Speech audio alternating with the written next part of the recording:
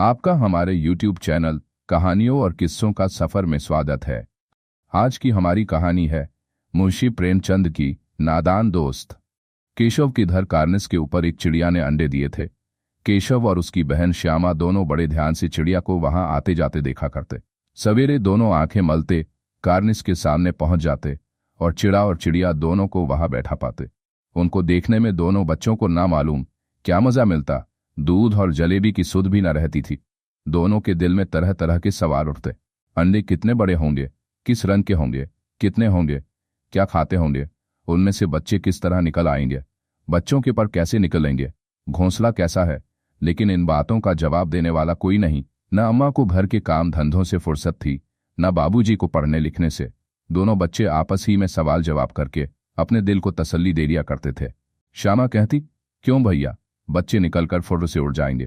केशव विद्वानों जैसे गर्व से कहता, नहीं री पगली, पहले पर निकलेंगे, बगैर परों के बेचारे कैसे उड़ेंगे। श्यामा, बच्चों को क्या खिलाएगी बेचारी। केशव इस पेचीदा सवाल का जवाब कुछ न दे सकता था। इस तरह 3-4 दिन गुजर गए। दोनों बच्चों की जिज्ञासा दिन दिन बढ़ती जाती थी। अंडों को देखने के लिए वे अधीर हो उठते थे। उन्होंने अनुमान लगाया कि अब जरूर बच्चे निकल आए होंगे। बच्चों के चारे का सवाल अब उनके सामने आ खड़ा हुआ। चिड़िया बेचारी इतना दाना कहाँ पाएगी कि सारे बच्चों का पेट भरे। गरीब बच्चे भूख के मारे चूं चूं करके मर जाएंगे। इस मुसीबत का अंदाजा करके दोनों घबरा उठे। दोनों ने फैसला किया कि कार्निस पर थोड़ा सा दाना रख दिया जाए। श्यामा खुश होकर बोली, तब तो चिड़ियों को चारे के लिए कहीं उड़कर ना जाना पड़ेगा ना। केशव, नहीं तब क्यों जाएंगी। श्यामा, क्यों भैया, बच्चों को धूप न लगती होगी। केशव का ध्यान इस तकलीफ की तरफ न गया था। बोला, जरूर तकलीफ हो रही होगी, बेचारे प्यास के मारे तड़पते होंगे, ऊपर छाया भी तो कोई नहीं। आखिर यही फैसला हुआ कि घोंसले के ऊपर कपड़े की छत बना देनी चाहिए। पानी की प्याली और थोड़े से चावल रख देने का प्रस्ताव भी स्वीकृत हो गया। दोनों बच्चे बड़े चाव से काम करने लगे। श्यामा मां की आंख बचाकर मटके से चावल निकाल लाई। केशव ने पत्थर की प्याली का तेल चुपके से जमीन पर गिरा दिया और उसे खूब साफ करके उसने पानी भरा। अब चांदनी के लिए कपड़ा कहां से आए, फिर ऊपर बगैर छरियों के कपड़ा ठहरेगा कैसे और छरियां खड़ी होगी कैसे। केशव बड़ी देर तक इसी उधेड़-बुन में रहा। आखिरकार उसने यह मुश्किल भी हल कर दी। श्यामा से बोला, जाकर कूड़ा फेंकने वाली टोकरी उठा लाओ, अम्मा जी को मत दिखाना। श्यामा, वह तो बीच से फटी हुई है, उसमें से धूप न जाएगी। केशव ने झुंझलाकर कहा, तू टोकरी तो ला, मैं उसका सुराख बंद करने की कोई हिकमत निकालूंगा। श्यामा दौड़कर टोकरी उठा लाई। केशव ने उसके सुराख में थोड़ा सा कागज ठूंस दिया और तब टोकरी को एक टहनी से टिकाकर बोला, देख ऐसे ही घोंसले पर उसकी आड़ कर दूंगा, तब कैसे धूप जाएगी। श्यामा ने दिल में सोचा, भैया कितने चालाक हैं। गर्मी के दिन थे, बाबूजी दफ्तर गए हुए थे। अम्मा दोनों बच्चों को कमरे में सुलाकर खुद सो गई थीं, लेकिन बच्चों की आंखों में आज नींद कहाँ। अम्मा जी को बहलाने के लिए दोनों दम रोके, आंखें बंद किए, मौके का इंतजार कर रहे थे। ज्यों ही मालूम हुआ कि अम्मा जी अच्छी तरह से सो गई, दोनों चुपके से उठे और बहुत धीरे से दरवाजे को सिटकनी खोलकर बाहर निकल आए। अंडों की हिफाजत की तैयारियां होने लगीं। केशव कमरे से एक स्टूल उठा लाया, लेकिन जब उससे काम न चला तो नहाने की चौकी लाकर स्टूल के नीचे रखी और डरते डरते स्टूल पर चढ़ा। श्यामा दोनों हाथों से स्टूल पकड़े हुए थी। स्टूल चारों टांगे बराबर न होने के कारण जिस तरफ ज्यादा दबाव पाता था, जरा सा हिल जाता था। उस वक्त केशव को कितनी तकलीफ उठानी पड़ती थी, ये उसी का दिल जानता था। दोनों हाथों से कार्निस पकड़ लेता और श्यामा को दबी आवाज से डांटता, अच्छी तरह पकड़ वरना उतरकर बहुत मारूंगा। मगर बेचारी श्यामा का दिल तो ऊपर कार्निस पर था। बार बार उसका ध्यान उधर चला जाता और हाथ ढीले पड़ जाते। केशव ने ज्यों ही कार्निस पर हाथ रखा, दोनों चिड़ियां उड़ गई। केशव ने देखा कार्निस पर थोड़े तिनके बिछे हुए हैं और उन पर 3 अंडे पड़े हैं। जैसे घोंसले उसने पेड़ों पर देखे थे वैसा कोई घोंसला नहीं है। श्यामा ने नीचे से पूछा, कै बच्चे हैं भैया। केशव, 3 अंडे हैं, अभी बच्चे नहीं निकले।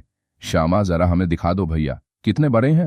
केशव, दिखा दूंगा, पहले जरा चिथड़े ले आ, नीचे बिछा दूं, बेचारे अंडे तिनकों पर पड़े हैं। श्यामा दौड़कर अपनी पुरानी धोती फाड़कर एक टुकड़ा लाई।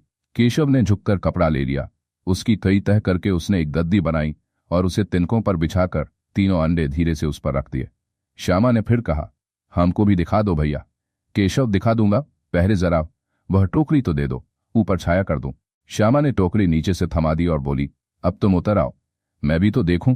केशव ने टोकरी को एक टहनी से टिकाकर कहा, जा दाना और पानी की प्याली ले आ, मैं उतर आऊं तो तुझे दिखा दूंगा। श्यामा प्याली और चावल भी लाई। केशव ने टोकरी के नीचे दोनों चीजें रख दी और आहिस्ता से उतर आया। श्यामा ने गिड़गिड़ाकर कहा, अब हमको भी चढ़ा दो भैया। केशव, तू गिर पड़ेगी। श्यामा, न गिरूंगी भैया, तुम नीचे से पकड़े रहना। केशव, ना भैया, कहीं तू गिरा पड़ी तो अम्मा जी मेरी चटनी ही कर डालेंगी। तू कहेंगी कि तूने ही चढ़ाया था।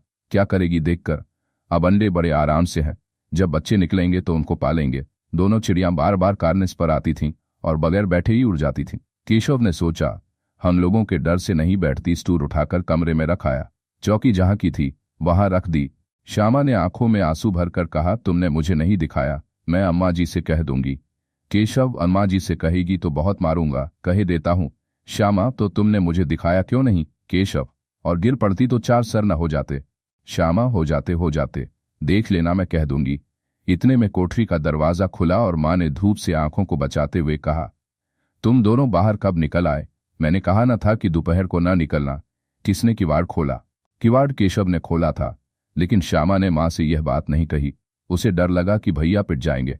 केशव दिल में कांप रहा था कि कहीं श्यामा कह न दे। अंडे न दिखाए थे, इससे अब उसको श्यामा पर विश्वास न था।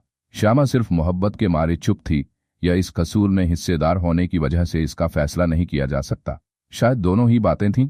मां ने दोनों को डांट डपट कर फिर कमरे में कर दिया और आप धीरे धीरे उन्हें पंखा झलने लगी। अभी सिर्फ 2 बजे थे। बाहर तेज लू चल रही थी। अब दोनों बच्चों को नींद आ गई थी। 4 बजे यकायब श्यामा की नींद खुली। किवाड़ खुले हुए थे। वह दौड़ी हुई कार्निस के पास आई और ऊपर की तरफ तापने लगी। टोकरी का पता न था। संयोग से उसकी नजर नीचे गई और वह उल्टे पांव दौड़ती हुई कमरे में जाकर जोर से बोली, भैया, अंडे तो नीचे पड़े हैं। बच्चे उड़ गए। केशव घबराकर उठा और दौड़ा हुआ बाहर आया तो क्या देखता है कि 3 अंडे नीचे टूटे पड़े हैं और उनसे कोई चूने किसी चीज बाहर निकल आई है। पानी की प्याली भी एक तरफ टूटी पड़ी है। उसके चेहरे का रंग उड़ गया। सहमी हुई आंखों से जमीन की तरफ देखने लगा। श्यामा ने पूछा, बच्चे कहाँ उड़ गए भैया। केशव ने करुण स्वर में कहा, अंडे तो फूट गए। श्यामा, और बच्चे कहाँ गए। केशव, तेरे सर में देखती नहीं है, अंडों में से उजला उजला पानी निकल आया है। वही तो 2-4 दिनों में बच्चे बन जाते। मां ने सोटी हाथ में लिए हुए पूछा, तुम दोनों वहां धूप में क्या कर रहे हो। श्यामा ने कहा, अम्मा जी, चिड़िया के अंडे टूटे पड़े हैं। मां ने आकर टूटे हुए अंडों को देखा और गुस्से से बोली, तुम लोगों ने अंडों को छुआ होगा। अब तो श्यामा को भैया पर जरा भी तरस न आया। उसी ने शायद अंडों को इस तरह रख दिया कि वह नीचे गिर पड़े। इसकी उसे सजा मिलनी चाहिए। बोली, इन्होंने अंडों को छेड़ा था अम्मा जी। मां ने केशव से पूछा, क्यों रे। केशव भीगी बिल्ली बना खड़ा रहा। मां, तू वहां पहुंचा कैसे। श्यामा, चौकी पर स्टूल रखकर चढ़े अम्मा जी। केशव, तू स्टूल थामे नहीं खड़ी थी। श्यामा, तुम्ही ने तो कहा था। मां, तू इतना बड़ा हुआ, तुझे अभी इतना भी नहीं मालूम कि छूने से चिड़ियों के अंडे गंदे हो जाते हैं। चिड़िया फिर उन्हें नहीं सेती। श्यामा ने डरते डरते पूछा, तो क्या चिड़िया ने अंडे गिरा दिए हैं अम्मा जी। मां, और क्या करती। केशव, किस सिर इसका पाप पड़ेगा। हाय हाय, 3 जाने ले ली दुष्ट ने। केशव रोनी सूरत बनाकर बोला, मैंने तो सिर्फ अंडों को गद्दी पर रख दिया था अम्मा जी। मां को हंसी आ गई, मगर केशव को कई दिनों तक अपनी गलती पर अफसोस होता रहा। अंडों की हिफाजत करने के जोग में उसने उनका सत्यानाश कर डाला। इसे याद कर वह कभी कभी रो पड़ता था। दोनों चिड़िया वहां फिर न दिखाई दी। धन्यवाद। ऐसी ही और कहानियां सुनने के लिए हमारे चैनल को सब्सक्राइब करें।